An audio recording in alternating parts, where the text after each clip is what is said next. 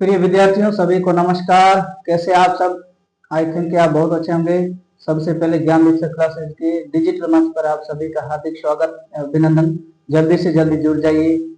हम पढ़ रहे थे कक्षा 10 की मैथ्स, और कक्षा 10 की मैथ्स के अंतर्गत हमने पढ़ा था तो थर्ड चैप्टर है हमारा दो चर वाले रैखिक समीकरण युग्म। ठीक है, इसमें प्रश्नावली 3.2 के हमने लगभग 3 क्वेश्चन, दो क्वेश्चन कर लिए थे। पहले के अंतर्गत 6 क्वेश्चन थे, क्वेश्चन के अंदर क्वेश्चन, और फिर दूसरा क्वेश्चन भी हमने कर लिया था। आज हम पढ़ेंगे प्रश्नावली 3.2 का तीसरा क्वेश्चन। ठीक है, तीसरा क्वेश्चन ये कह रहा है प्रिय विद्यार्थियों, सबसे पहले क्वेश्चन को आपको पढ़ना है, क्वेश्चन को पढ़ करके समझना है। मैंने कहा इस सारे चैप्टर है जो चर और अचर वाले समीकरण बने हुए हैं या समीकरण युग्म है या रैखिक समीकरण है, इसमें से या तो समीकरण दे रखा होगा उसको हल करना होगा, या समीकरण बाई लैंग्वेज क्वेश्चन दे रखा होगा और आपको अकॉर्डिंग टू क्वेश्चन लैंग्वेज आपको समीकरण बनाने पड़ेंगे। समीकरण का है समीकरण बनाना है, समीकरण युग्म का है, इसका मतलब समीकरण दो बनेंगे या जोड़ा बनेगा। ठीक है,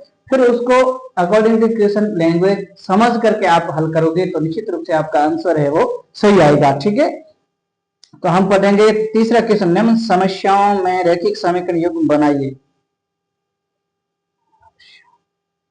ठीक है, निम्न समस्याओं में रैखिक समीकरण युग्म बनाइए और उनके हल प्रतिस्थापन विधि द्वारा कीजिए। ठीक है, ये कह रहा है कुछ लैंग्वेज दे रखी है क्वेश्चन में, उसके हिसाब से आपको समीकरण बनाना है। समीकरण बनाने के बाद में आपको क्या करना है, आपको उसको प्रतिस्थापन, अभी हम पढ़ रहे थे प्रतिस्थापन, उस प्रतिस्थापन विधि से आपको क्या करना है, हल करना है। ठीक है, तो हल करने के लिए आपको क्या करना है प्रिय विद्यार्थियों, आप इस प्रकार से क्वेश्चन हल करोगे।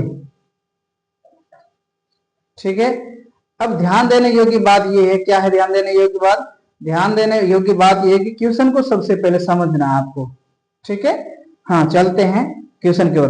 पहले तीसरा क्वेश्चन, तीसरे का पहला कह रहा है कि दो संख्याओं का अंतर, क्या कह रहा है, दो संख्याओं का अंतर 26 है और एक संख्या दूसरी संख्या की 3 गुणी है, तो उन्हें ज्ञात कीजिए। दो संख्याओं का अंतर दे रखा है, क्वेश्चन नंबर थर्ड और थर्ड का पहला, क्वेश्चन नंबर थर्ड और थर्ड का पहला। ठीक है, अब ध्यान दीजिए, ये कह रहा है दो संख्याओं का अंतर 26 है, दो संख्याओं का अंतर 26 है और एक संख्या दूसरी संख्या की 3 गुणी है, तो उन्हें ज्ञात कीजिए। ठीक है, हमें पता नहीं है संख्याएं कौन सी है। जब संख्याएं पता नहीं होती है तो हम या तो x मानते हैं या हम क्या मानते हैं, y मानते हैं। ठीक है, अब दो संख्याएं दे रखी है, एक संख्या x मानते हैं, दो संख्या दे रखी है, इसका मतलब हम मानेंगे x और y। लिखेंगे, क्या लिखेंगे, माना कि, ठीक है, अब दो संख्या दे रखी है, उसमें भी ये कहा गया है कि एक संख्या दूसरी संख्या की 3 गुना है, यानी एक संख्या छोटी है एक संख्या बड़ी है, तो माना कि छोटी संख्या,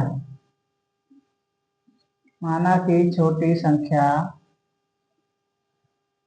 बराबर x, छोटी संख्या बराबर क्या है, x है, और बड़ी संख्या, जब छोटी संख्या x है तो बड़ी संख्या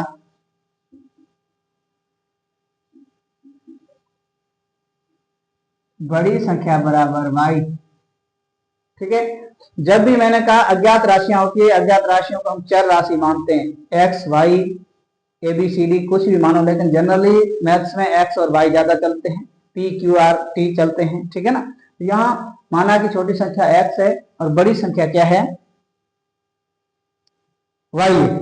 ठीक है, अब आगे क्वेश्चन कह रहा है कि एक संख्या दूसरी संख्या की 3 गुना है। ठीक है, तो इस हिसाब से समीकरण क्या बनेगा, समीकरण बनेगा प्रिय विद्यार्थी, वो बनेगा y माइनस एक्स बराबर 26। क्यों? क्योंकि दो संख्याओं का अंतर है, दो संख्याओं का अंतर है, वो क्या है, 26 है। ठीक है, तो मैं लिख सकता हूं यहां प्रश्नानुसार, ये आपका प्रश्न कह रहा है।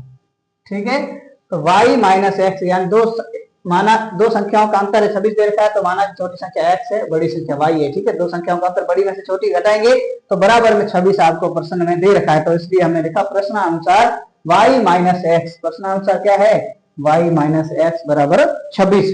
ठीक है, अब ध्यान दीजिए, ये तो समीकरण नंबर आपका हो गया 1। अब फिर क्या है? फिर ये कह रहा है क्वेश्चन आपका कि एक संख्या दूसरी संख्या की 3 गुनी है। तो एक संख्या क्या? y दूसरी संख्या की 3 गुनी का मतलब हुआ 3x, यानी y है वो एक संख्या दूसरी संख्या की 3 गुना है। ठीक है, तो y है आपका x का कितना गुना है? 3 गुना है।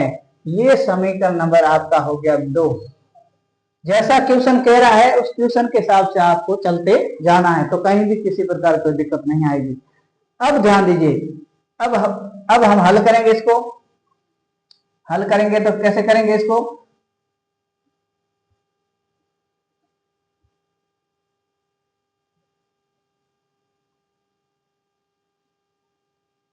अब ध्यान दीजिए, समीकरण 1 में y का मान रखने पर, अब हम इसको हल करेंगे तो समीकरण 1 में y का मान रखते हैं। समीकरण 1 में y का मान रखेंगे तो आप देखेंगे समीकरण 1 क्या है?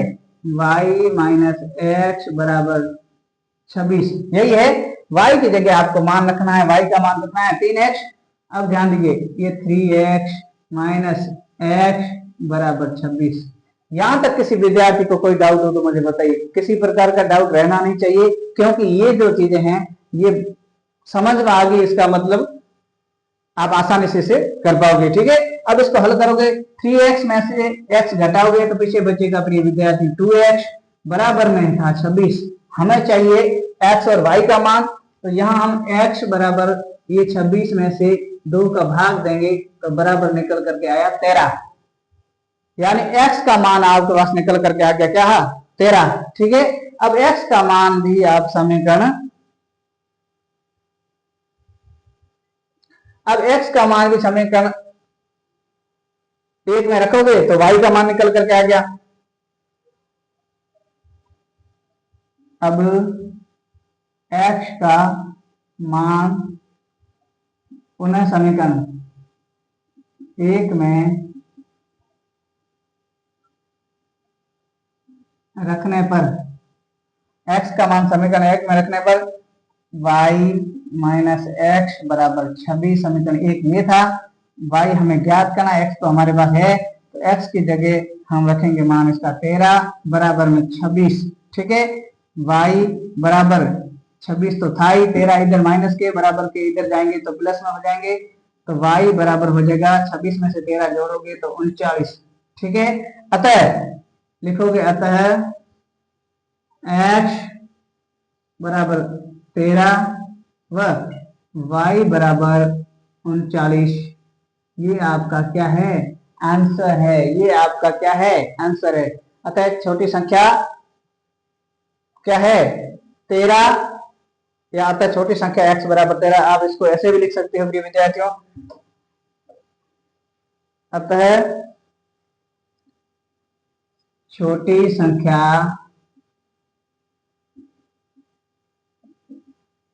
x बराबर 13 व बड़ी संख्या y बराबर 39 है। और यही आपका क्या है? फाइनल आंसर है।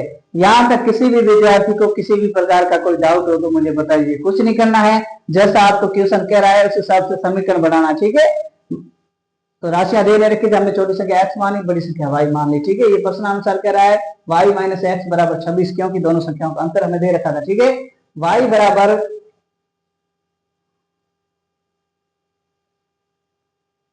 y बराबर 3x, यानी ये भी आपके पसंद के हिसाब से दे रखा था, क्योंकि दूसरी संख्या पहली संख्या दूसरी की कितनी है? 3 गुना है, तो ये 3 गुना हमने y बराबर 3x लिख दिया। ये समीकरण 1 में y का मान रख दिया, समीकरण 1 था ये, और इसमें y का मान रखा 3x, तो y माइनस x बराबर 26 ये समीकरण 1 था। 3x रख दिया y की जगह, माइनस x बराबर 26। इस प्रकार हमारे पास x का मान 13 निकल करके आ गया। जब x का मान आया, इसको पुनः समीकरण 1 में रख दिया तो y का मान हमारे पास निकल करके आया 39। अब लिख सकते हैं अतः छोटी संख्या x बराबर 13 और बड़ी संख्या y बराबर 39 प्राप्त हुई। ठीक है, किसी विद्यार्थी को कोई डाउट? कोई डाउट नहीं है। क्लास को 0 से लेकर के यानी अंत तक देखें, शुरू से लेकर के अंत तक। वीडियो को लाइक करें, शेयर करें। चैनल को अभी तक सब्सक्राइब नहीं किया है तो चैनल को सब्सक्राइब करके ऑल वाला बेल आइकन जरूर प्रेस करें, ताकि हर एक सूचना, हर एक नोटिफिकेशन आपको समय पर मिलता रहे। जुड़े रहें इस क्लास से और अपने सपनों को साकार करते जाएं। चलिए अगले क्वेश्चन की तरफ, चलिए अगले क्वेश्चन की तरफ। अगला क्वेश्चन क्या है? अगला क्वेश्चन कह रहा है तीसरे का दूसरा। ठीक है, पहला ये हो गया तो मिटा लेते हैं।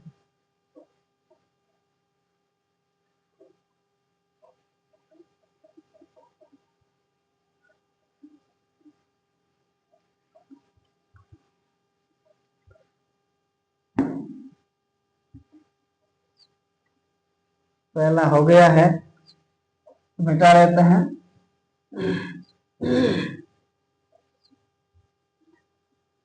दूसरा क्वेश्चन ये कह रहा है तीसरे का क्वेश्चन नंबर सेकंड रोमन संख्या में। ठीक है, हाँ, ये क्वेश्चन क्या कह रहा है? बिल्कुल आसान है, पहले से भी ये आसान है, लेकिन इसको ध्यान देना है। अब ध्यान क्या देना है? ये कह रहा है दो संपूरक कोणों में बड़ा कोण छोटे कोण से 18 डिग्री अधिक है, तो उन्हें ज्ञात कीजिए। सबसे पहले हमें जियोमेट्री आनी चाहिए। ठीक है ना, रेखा गणित आनी चाहिए। रेखा गणित के रूल्स हैं, जिसमें से त्रिभुज है, चतुर्भुज है, वृत्त है, शंकु है, गोला है, ये तमाम चीजें हमें आनी चाहिए। ठीक है, ये तमाम चीजें हमें आती है, इसकी डेफिनेशन आती है, इसके अंदर बहुत सारी चीजें होती है छोटी छोटी, उनकी भी डेफिनेशन आती है, तो हम इस क्वेश्चन को आसानी से कर पाएंगे। ठीक है, फिर कोणों का मान, संपूरक कोणों का मान कैसे कितना होता है, एकांतर कोण कैसे होते हैं और उनका क्या मान है, ठीक है, उनका योग क्या होता है। तो इस प्रकार रैखिक युग्म कोण क्या है, सरल कोण क्या है, अधिक कोण क्या है, न्यून कोण क्या है, समकोण क्या है। ठीक है ना, ये इस प्रकार के कोण आपको याद है तो आप आसानी से इस क्वेश्चन को कर पाओगे। ठीक है, तो इसमें से कह रहा है दो समपूरक कोणों में बड़ा कोण छोटे कोण से 18 डिग्री अधिक है। ध्यान दीजिए, समपूरक कोण, जहां एक नाम आया है समपूरक, नाम क्या है? संपूरक कोण। संपूरक कोण का मतलब होता है प्रिय विद्यार्थी ऐसे कोण जिनका योग है, क्या है, जिनका योग प्रिय विद्यार्थी कितना है? 180 डिग्री। यानी दो कोणों का योग यदि 180 डिग्री है तो वो एक दूसरे के पूरक है, संपूरक है। ठीक है, जैसे उदाहरण के तौर पर एक का मान क्या है, उदाहरण के तौर पर हम माने जैसे 120 डिग्री एक का कोण, दूसरा कोण 60 डिग्री होगा, तो एक दूसरे के संपूरक है। ये इसके संपूरक है, ये इसके संपूरक है। ठीक है ना, तो संपूरक कोणों का इसका 90 है, मतलब इसका 90 होना चाहिए, तो 90 90 180 हो जाएंगे, ये एक दूसरे के संपूरक है। ठीक है, इसका 110 है तो इसका 80 होना चाहिए, तो ये सॉरी इसका 70 होना चाहिए, तो ये एक दूसरे के क्या है? संपूरक कोण माने जाएंगे। ये मैं जनरल जानकारी के तौर पर बता देता हूँ ताकि क्वेश्चन समझने में आसानी होगी। ठीक है, सॉरी। अब ध्यान दीजिए, ये कह रहा है दो संपूरक कोणों में से बड़ा कोण छोटे कोण से 18 डिग्री अधिक है। ध्यान दीजिए, माना कि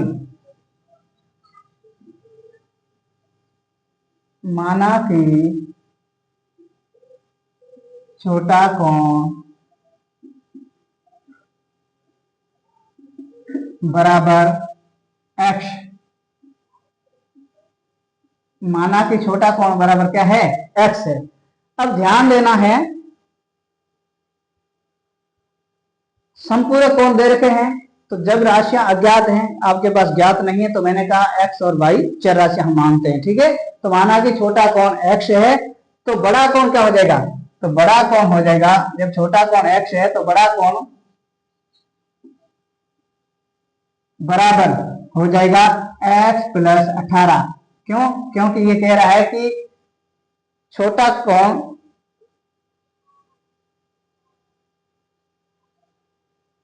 बड़ा कोण है वो छोटे कोण से 18 डिग्री क्या है, अधिक है। कितना है, 18 डिग्री अधिक है। ठीक है, छोटा कोण माना कि x है तो बड़ा कोण हो जाएगा x प्लस 18। हो गया। अब ध्यान दीजिए, अब क्या देना है, प्रश्नानुसार। प्रश्नानुसार कैसे, ये आपका प्रश्न कह रहा है, प्रश्नानुसार x प्लस 18 बराबर हो जाएगा 180 डिग्री। ठीक है, ये डिग्री लगाना भूलना नहीं है। x प्लस 18 बराबर में हो जाएगा 180 डिग्री। 180 डिग्री क्यों है, क्योंकि क्वेश्चन में दे रखा है कैसा है, कैसा है, संपूरक कोण है प्रिय विद्यार्थियों, कैसा है, संपूरक कोण है। ठीक है, इसलिए ध्यान रखना है। अब ध्यान दीजिए, इसमें से आप हल करोगे तो निश्चित रूप से आपके पास मान निकल करके आएगा। ठीक है, अब x प्लस x और x जोड़ोगे तो 2x हो जाएगा, प्लस में 18 डिग्री बराबर में 180। यहां तक किसी विद्यार्थी कोई डाउट नहीं। 2x इधर रखेंगे बराबर में 180 तो ऑलरेडी है ही, ये प्लस के 18 इधर जाएंगे माइनस के 18 हो जाएंगे, तो माइनस के 18 हो जाएंगे तो ये माइनस का 18 लिख दिया मैं। ठीक है, अब 2x बराबर 180 में से 18 गए, पीछे कितने बचेंगे, 162। 162 और 162 बचेंगे तो x का मान आ जाएगा 162 बटा ये भाग वाला गुणा वाला इधर जाएगा तो भाग में, तो हो जाएगा ये 81 डिग्री। यानी x का मान आपके पास निकल करके आया प्रिय विद्यार्थी, कितना, 81 डिग्री x का मान निकल करके आ गया। तो सीधा ज्ञात करो संपूरक कोण वाले से 180 में से घटाओ तो भी ठीक है, नहीं तो y इस प्रकार से ज्ञात भी कर सकते हैं। ठीक है, तो दूसरा कोण, बड़ा कोण क्या था, x प्लस 18 बराबर, ठीक है, तो x का मान आपके पास कितना है, x का मान है आपके पास 81 प्लस 18 और ये बराबर हो जाएगा, बराबर कितना हो जाएगा, बराबर हो जाएगा 99। कितना हो जाएगा, 99 डिग्री। ठीक है, अब आप लिख सकते हो, क्या लिख सकते हो, अतः छोटा कोण, अतः छोटा कोण x बराबर 81 डिग्री व बड़ा कोण जिसको हमने माना था x प्लस 18 बराबर हो जाएगा 99 डिग्री। ये आपका फाइनल आंसर हो जाएगा। क्या हो जाएगा, ये आपका फाइनल आंसर हो जाएगा। यहां तक किसी विद्यार्थी को किसी प्रकार का कोई डाउट हो तो मुझे जरूर बताएं। किसी प्रकार का डाउट या संदेह आपको रखना नहीं है। जहां चीजें समझ में नहीं आई तो आप कमेंट बॉक्स में सादर आमंत्रित हो, कमेंट करके आप पूछ सकते हैं आसानी से। ठीक है, लेकिन जियोमेट्री का हल्का नॉलेज आपको होना चाहिए, क्योंकि आप मैट्रिक्स पढ़ रहे हैं, 10th पढ़ रहे हैं, तो 10th तक आज से 9 साल पहले पढ़ना स्टार्ट की थी, तो 9 साल में कुछ तो कुछ सीखे होंगे। आप पहली बार जियोमेट्री पढ़ नहीं रहे और ना ही आप बीजगणित पहली बार पढ़ रहे हैं। ठीक है ना, तो इस प्रकार से चीजें आपको आनी चाहिए। ठीक है, तो ये दूसरा क्वेश्चन है, आसानी से आप लिख सकते हैं। और नहीं समझ में आए तो आप कमेंट बॉक्स में कमेंट करके बताएं, अपना नाम बताएं, किस स्कूल से ये बताएं, क्या चीजें आपको समझ में नहीं आई ये भी बताएं, ताकि हम आपको सोल्यूशन बेहतरीन ढंग से दे सकें। ये था हमारा दूसरा क्वेश्चन, यानी एक का मान आ गया 81 डिग्री, तो 18 अधिक है, तो दूसरे का कोण का मान आ गया 99 डिग्री। यहां तक किसी को कोई डाउट, कोई डाउट नहीं। हाँ, अब ध्यान दीजिए, अब हम तीसरे क्वेश्चन की तरफ चलेंगे प्रिय विद्यार्थियों। किसकी, तीसरे क्वेश्चन की तरफ चलेंगे। तीसरा क्वेश्चन हमारा क्या कहता है, ये आपने लिख लिया होगा, इसको मिटा देते हैं। तीसरे का जो तीसरा है वो क्वेश्चन बिल्कुल आसान है, थोड़ा सा लेंथी लंबा जरूर है, लेकिन क्वेश्चन बहुत आसान है और इसको समझ करके आप करोगे तो निश्चित रूप से तो आपको कहीं दिक्कत नहीं आने वाली है।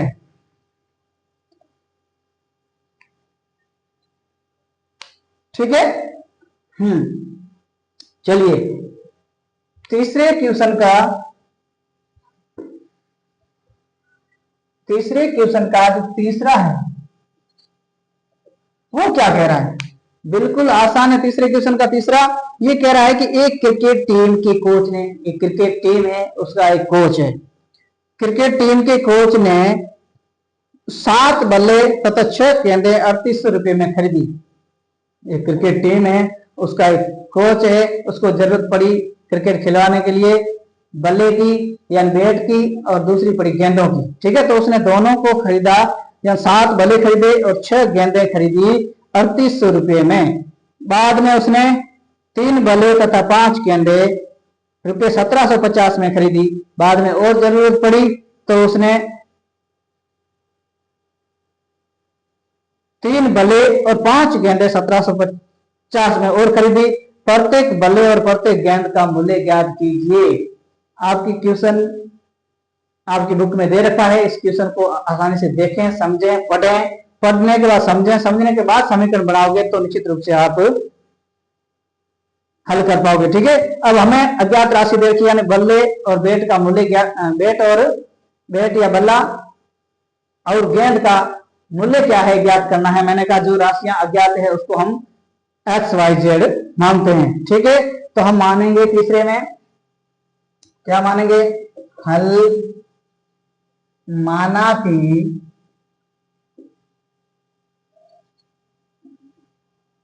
कि बल्ले की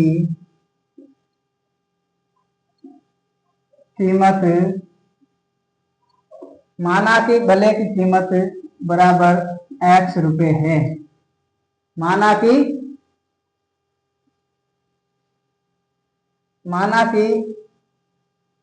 एक बल्ले की कीमत, ठीक है, हाँ, माना कि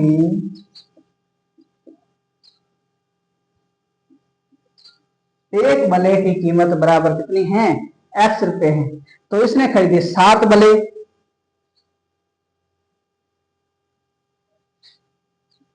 तब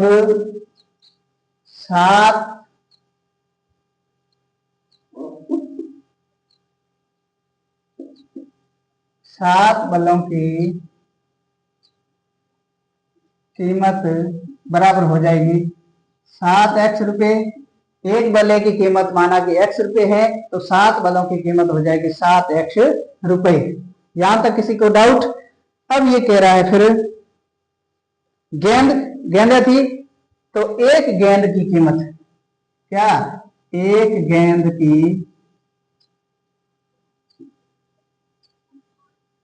कीमत, एक गेंद की कीमत बराबर कितनी है, वाई रुपए। तो इसने कितनी गेंदें खरीदी, ये कह रहा है 6 गेंदें खरीदी, ठीक है। तो 6 गेंदों की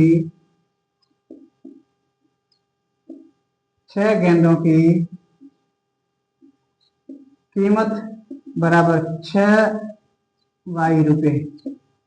यहां तक किसी विद्यार्थी को कोई डाउट हो तो मुझे बताइए।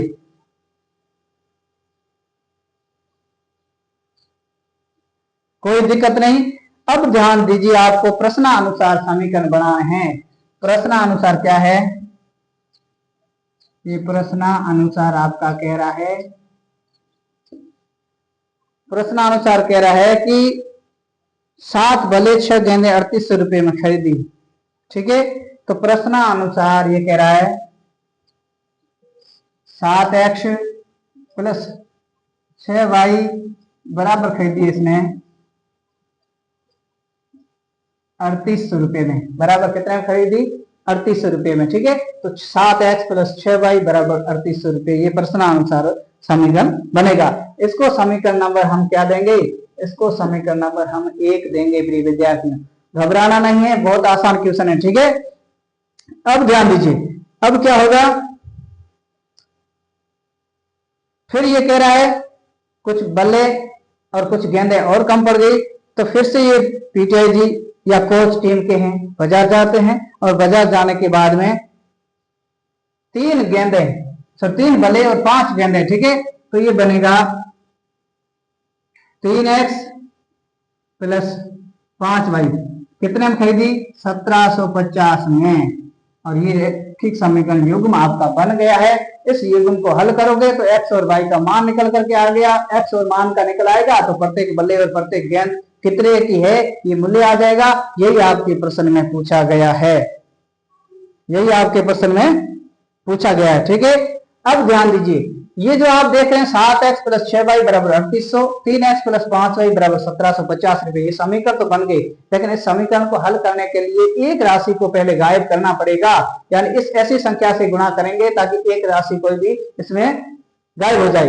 7x 3x, ध्यान दीजिए ये दोनों आपस में, क्योंकि इसको 3 से गुणा करेंगे तो 21 आ जाएगा, इसको 7 से गुणा करेंगे तो 21 आएगा, x x आपस में कर जाएगा, पीछे राशियां आसानी से हल हो जाएगी। ठीक है, तो हम लिखेंगे क्या लिखेंगे, समीकरण 1 को 3 से तथा समीकरण 2 को 7 से गुणा करने पर,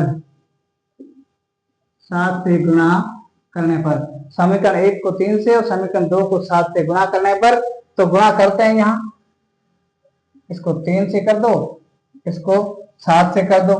ठीक है, समीकरण 3 को और समीकरण 2 को 7 से गुणा करने पर, ठीक है, ये गुणा किया तो क्या आएगा आगे, ये 3 को 7 से गुणा करोगे तो 21x, ठीक है, प्लस 6 को 3 से गुणा करोगे तो 18y बराबर में 3800 को 3 से गुणा करोगे तो आप देखेंगे 00 का 00, 3 को 8 से गुणा करोगे 24, 24 का चौका, आंसर लगी 2, 3 को 3 से गुणा कर 9, 9 और 2 11, ये हो जाएगा 1140। यहां तक कोई दिक्कत नहीं। दूसरा क्या समीकरण, दूसरे को 7 से गुणा करना है, इसको गुणा करोगे तो ये हो जाएगा 3, ये 21x और 21x, और फिर इस 7 को 5 से गुणा करोगे ये तो हो जाएगा 35y बराबर हो जाएगा 1750 को गुणा करेंगे इससे तो ये हो जाएगा 0 का 0, 7 को 5 से गुणा होगा 7 5 35, 35 का 5, आंसर लगी 3, 7 को 7 से 49, 49 3 52, 52 का 2, आंसर लगी 5, 7 एकम 7, 7 और 5 12। ठीक है, ये हो जाएगा 12250। यहां तक किसी विद्यार्थी को कोई डाउट हो तो मुझे बताइए।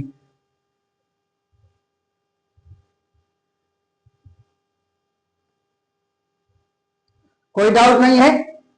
अब ध्यान दीजिए, अब क्या करना है, बिल्कुल आसान क्वेश्चन है, केवल और केवल आपको क्या करना है, इस क्वेश्चन पर फोकस करना है। क्वेश्चन पर फोकस करोगे तो आपके पास आसानी से हल निकल करके आ जाएगा। अब हम आगे का हिस्सा है यहाँ लिख देते हैं, ठीक है, बोर्ड हमारे पास पड़ा, नीचे जगह नहीं है, दिखेगा भी नहीं आपको। अब ध्यान दीजिए, इनको काटना है तो काटने के लिए क्या करेंगे, काटने के लिए प्रिय विद्यार्थियों समीकरण 2 में से एक समीकरण को घटाएंगे, ठीक है ना, यानी इस समीकरण को इसमें से घटाएंगे तो ये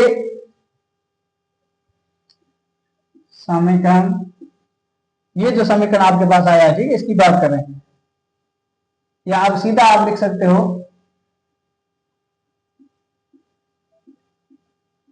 प्राप्त समीकरणों को घटाने पर, ठीक है, घटाने पर हम 2 नंबर पहले लिख सकते हैं, ये 21x प्लस 35y, घटाने के लिए बड़ी राशि थी इसलिए ऊपर लिख रहे हैं, उससे कोई फर्क नहीं पड़ता, बराबर 12250 माइनस 21x प्लस 35 18y बराबर हो गया 11400। ठीक है, अब घटाने पर ही राशियां आपस में कट जाएगी, 21 से 21 प्लस गया, 35 में से ये 18 प्लस जुड़ जाएंगे प्रिय विद्यार्थी, 35 में से क्या होगा, सॉरी घटा रहे हैं, जोड़ना नहीं, हाँ 35 में से 18 गया, पीछे बचेगा आप मान के चलो 17। पीछे कितना बचेगा, यहाँ 17 भाई बचेगा। इसको आप घटाओगे तो 12,250 में से 11,400 को घटाओगे तो पीछे बचेगा आपके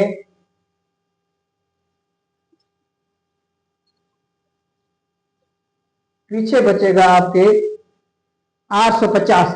ठीक है, 12,250 में 11,400 घटाओगे तो 850 बचेगा। हमें y का मान लाना है, y का मान आ गया 850। 850 में से 17 का भाग दोगे तो आएगा 17 का भाग 85 में 5 बार गया और यहाँ आ गया 0 तो 50 हो गया। y बराबर आपके पास निकल करके आ गया कितना, 50, यानी y बराबर 50 निकल करके आ गया। अब x मान, y का मान समीकरण 1 में रखने पर, y का मान समीकरण 1 में रखने पर, ठीक है। समीकरण 1 क्या था ये,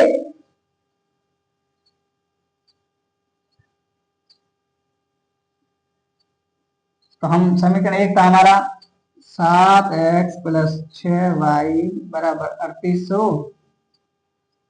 7x की जगह 7x + 6y का मान हमारे पास निकल करके आया 50 बराबर में 3800। यहां तक किसी विद्यार्थी को कोई डाउट इसमें रखो या नए वाले समीकरण रखो तो भी कोई दिक्कत नहीं, ठीक है, उसमें रख के देख।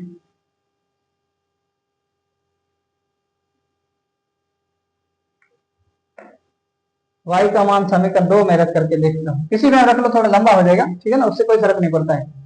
समीकरण 2 में रख करके देखो, 3x + 5y बराबर बराबर आपके हैं वो है 1750। ऐसा नहीं कि 1 में रखेंगे तो उत्तर नहीं आएगा, 2 में रखेंगे तो आएगा, ऐसा नहीं है, ठीक है ना। हाँ, हम ये राशि छोटी है, काटने में सही रहेगी। अब ध्यान दीजिए, 3x की जगह 3x, 5 की जगह 5, y की जगह y का मान 50 बराबर 1750। कोई दिक्कत नहीं, 3x की जगह 3x ही रहेगा, प्लस में 5 को 5 से गुणा करोगे, 5 × 5 = 25, यानी 0 250 बराबर 1750। हम 3x इधर ही रखना, अभी तक 1750 बराबर में है ही, ये प्लस के हैं, बराबर के इधर जाएंगे तो 250 माइनस में हो जाएंगे, तो 3x बराबर हो जाएगा 1500। हमें चाहिए x का मान, तो x का मान आ जाएगा 1500 बटा 3, तो हो जाएगा 500। कितना, 500 रुपए, ठीक है। अब आप देख रहे हैं y हमारी गेंद थी, x हमारा क्या था, बल्ला, तो बल्ले का मूल्य आ गया आपके 500 रुपए और y यानी गेंद का मूल्य आ गया आपके पास 50 रुपए। यानी बल्ला महंगा होता है, गेंद सस्ती होती है, ये आपका लॉजिकली जान सकते हो, ठीक है। अब लिखोगे, अतः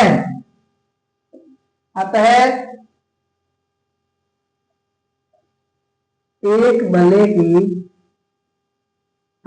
बल्ले की कीमत x बराबर 500 रुपए तथा एक गेंद की कीमत y बराबर 50 रुपए प्राप्त हुई। यही आपका क्या है, आंसर है, यही आपका फाइनल आंसर है।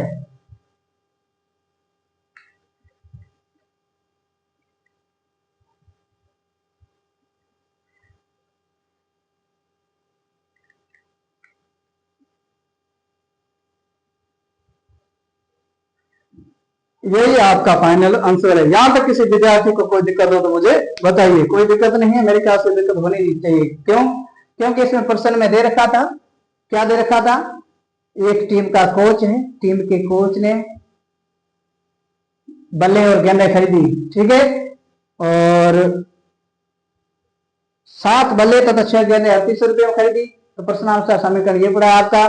और उसने फिर थोड़ी देर बाद में 5 गेंदे और 3 बल्ले और खरीदे जो 1750 में खरीदे थे। प्रत्येक बल्ले और प्रत्येक गेंद का मूल्य आपको ज्ञात करना था। क्वेश्चन के हिसाब से जो राशियां अज्ञात होती है उसको हमने एक्स वाई मानते हैं। माना कि एक बल्ले की कीमत x रुपए है, तब 7 बल्लों की कीमत 7x रुपए होगी। ठीक है, 7 बल्ले खरीदे। फिर एक गेंद की कीमत y रुपए है, तो 6 गेंदों की कीमत 6y रुपए हो गई।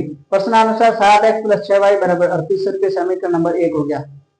फिर दूसरा समीकरण, थोड़ी देर बाद 3 गेंदे और 3 बल्ले और 5 गेंदे खरीदी।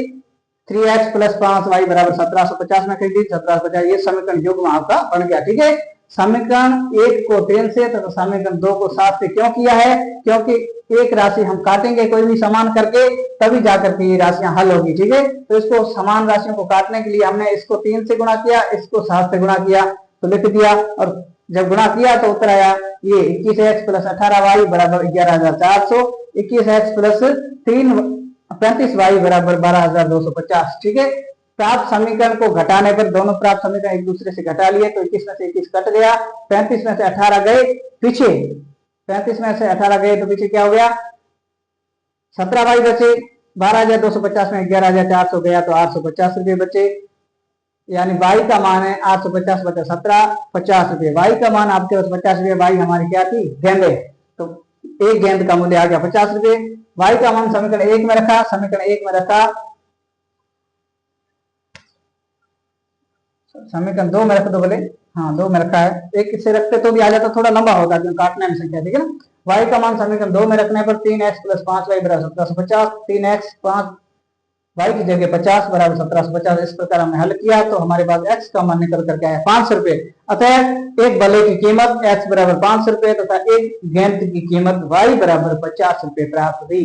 यहाँ तक किसी विद्यार्थी को किसी प्रकार का कोई डाउट हो तो मुझे बताइए, नहीं डाउट है तो आप मन लगा करके पढ़िए, आगे बढ़िए। हम आपके उज्जवल भविष्य की शुभकामनाएं करते हैं। उम्मीद करते हैं कि आप इस क्लास से पढ़ करके आप बहुत बड़े मुकाम हासिल करेंगे जीवन में। वीडियो को शुरू से अंत तक देखा करें। चैनल को अभी तक सब्सक्राइब नहीं किया तो सब्सक्राइब करके ऑल वाला बेल आइकन जरूर प्रेस करें ताकि हर एक सूचना आपको समय पर मिलती रहे। आज की क्लास में बस इतना ही, मिलते हैं अगली क्लास में, तब तक के लिए धन्यवाद।